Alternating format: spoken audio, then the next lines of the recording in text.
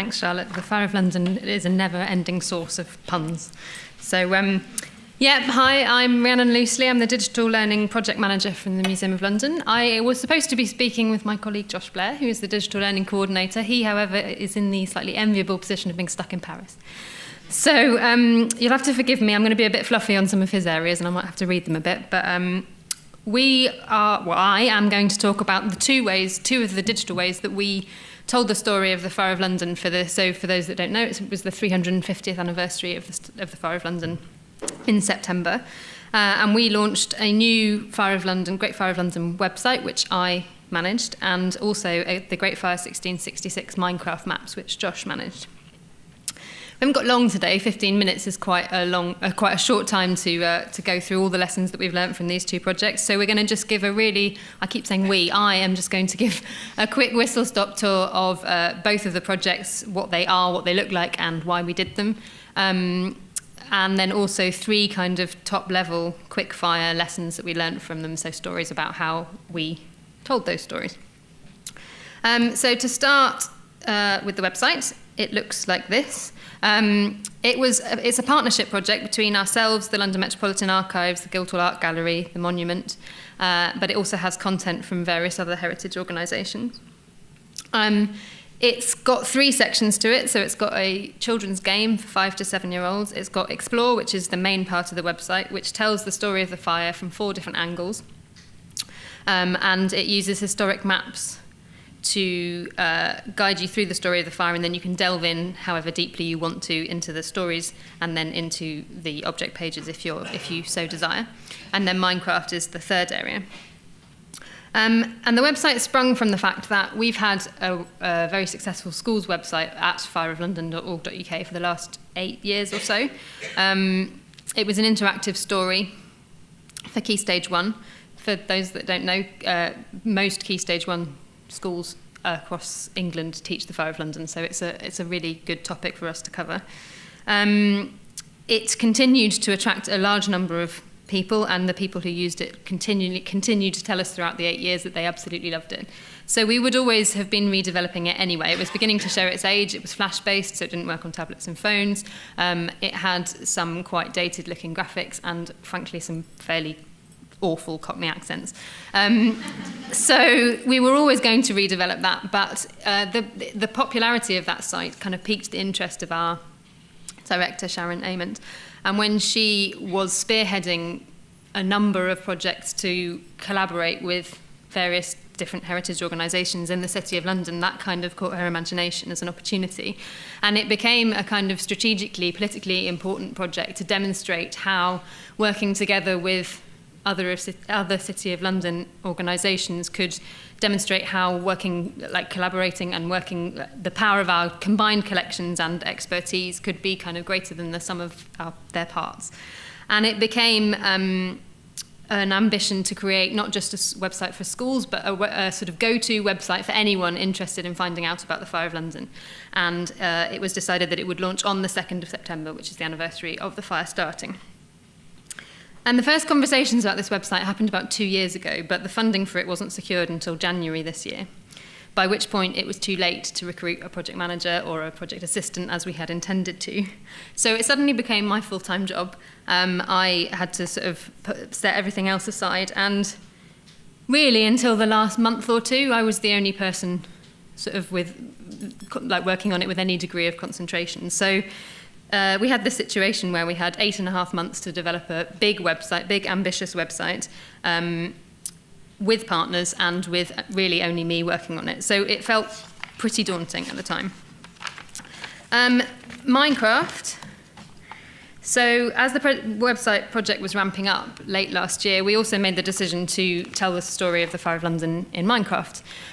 We'd worked with Minecraft with family audiences and schools audiences a little bit before, and we were really beginning to realise the kind of power it had to engage particularly young audiences. And we were looking for something, the museum was looking for a kind of big, newsworthy, numbers-drawing way of telling the fire story digitally. For those of you, just in case there is anyone that doesn't know, Minecraft is an online game that uses pixelated 3D blocks to build structures with. It's a sandbox game, so there are very few rules to what's possible. Basically, if you can imagine it, you can build it in Minecraft. It's one of the best-selling video games in history, and it's incredibly popular with children aged between about 5 and 15, but also with younger and older audiences. So it presented the perfect platform to recreate the story, to be experienced like never before, and to help us reach a lot of people who'd never encountered the museum before.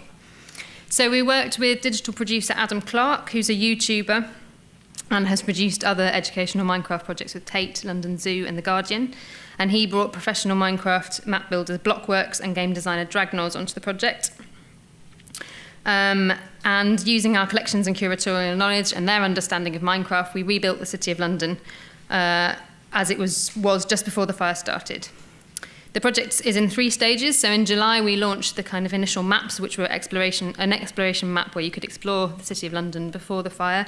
And then on the anniversary itself, we launched the second map, which is an adventure map that lets you play through each day of the fire through a series of mini games within the city, putting out flames, blowing up buildings, and saving people's possessions. And then the third map will release in February, which will be a rebuilding game. So you're rebuilding the City of London after the fire, either how it was rebuilt or however you might have rebuilt it, or according to the various plans which were proposed and never used. It's one of the largest maps that Blockworks have ever built, and it includes some game aspects that have never been done before in Minecraft. We've received a very positive response so far from the Minecraft community, from visitors and from press. It's got a steady stream of downloads and a lot of content being created and watched on YouTube, both by us and Minecraft players. So in terms of our 3 lessons, the first one and the biggest one for me for the website is that we got through that what felt like a really challenging task by being user-focused, strategic and realistic. So thankfully, the first kind of challenge in that regard came before the 9 months of the insane 9 months. In that, the way that the website was originally talked about was in terms of it being a comprehensive website, and there was definitely talk about it being a website that showcased all of the collections of all of the partners relating to the fire. So that's about 8,000 objects. And just to be clear, in our collection, we have an awful lot of burnt bricks. So it presented a digitisation challenge that would have been lots of different partners with different ways of working, digitising a lot of collections in a very short time. But we were also a bit worried about the user need for a website like that. So we were able to work with a small bit of budget that we got first. We were able to work with Web Credible to do some user consultation, and we were able to shape the results of that to show that actually what the public wanted was a kind of immersive, engaging, enjoyable narrative about the fire that used our objects to tell the story and to add authority to it, not a kind of a comprehensive searchable database. So that was the first hurdle. The second dose of realism and strategic planning came in January. So we had, the website is funded by the City of London and Arts Council England. So we had 2 pots of funding, and the bigger pot came with an expectation that we would spend some or all of it by March. So this was mid-January. So we took the approach of, which incidentally, unsurprisingly, was a little problematic, of creating assets in advance and by March, and then building the website around those assets after March. And originally, the number of assets that we had on the table was about 7. And it would have, and those would all have been built by third parties. So it would have been a case of managing those relationships with 7 different parties and just going through procurement processes for 7 parties. And it would have been so easy to just run at it in a panic and think, oh God, I've got so much to do in all this time. But I didn't, and I sat down and thought, right, literally, I mapped out how many hours of work I thought it would take to do each of those projects, and then was able to say, if I worked 24 hours a day, I physically couldn't do that. And so we whittled those 7 projects down to 3. So we had the game built by Fish in a Bottle. We commissioned the making of some 3D objects, which, as an illustration of why this approach was slightly problematic, have not yet made it onto the website. And we also had some cartography and geolocating work done on the maps, which now form the basis of the website.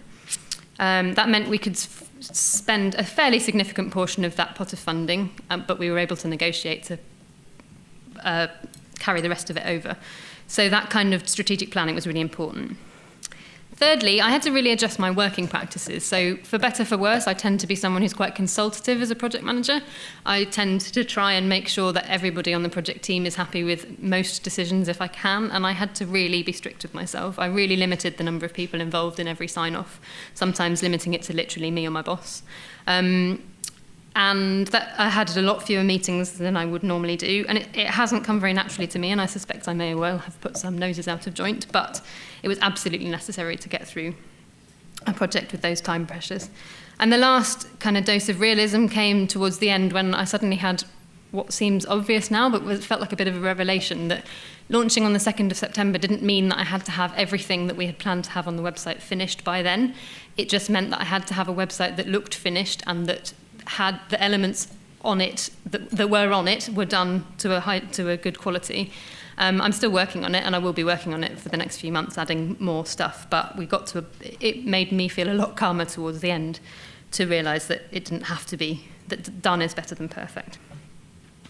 The next big lesson particularly applies to Minecraft, but also to the website. It's around being able to trust your suppliers. So one of the main reasons that we worked with Adam Clark and his colleagues was that they're already experts in creating content in Minecraft. They know the audience, but they also already have a massive following as well. So anything created by them would bring with it an audience that we could never hope to get on our own.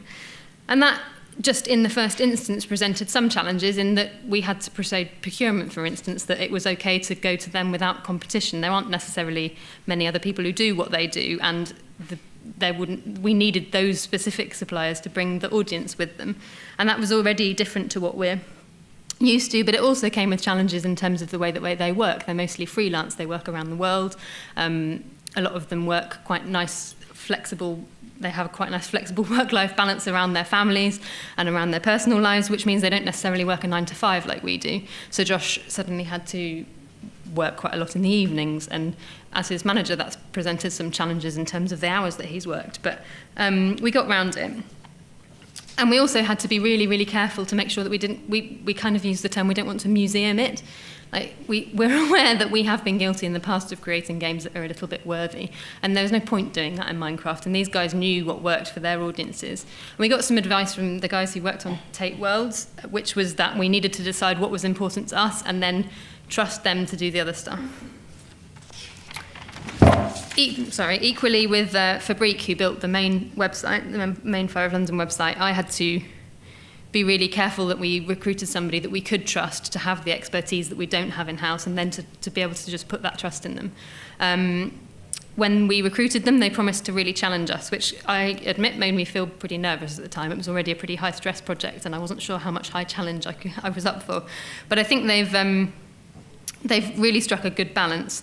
We're still kind of grappling with a couple of things towards the end where their expertise in creating an online experience and in telling a story online kind of rubs up against our understanding of the Fire story, and also some curatorial practices that we are bound by.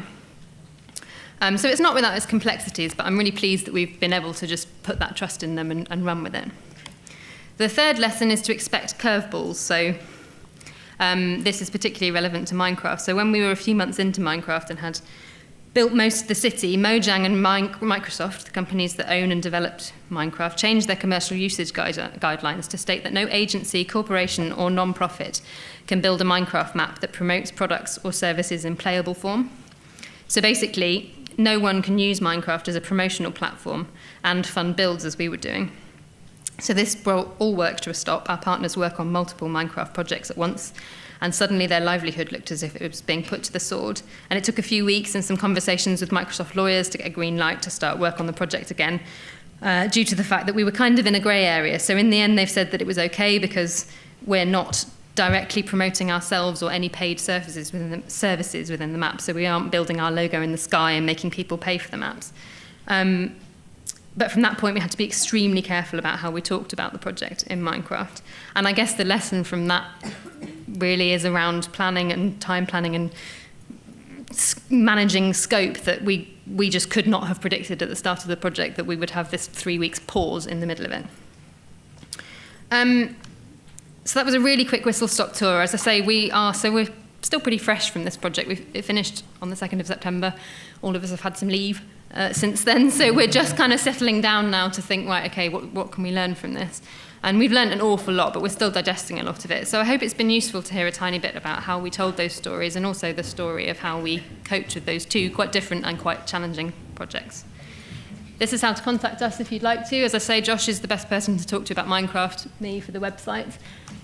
Thank you very much.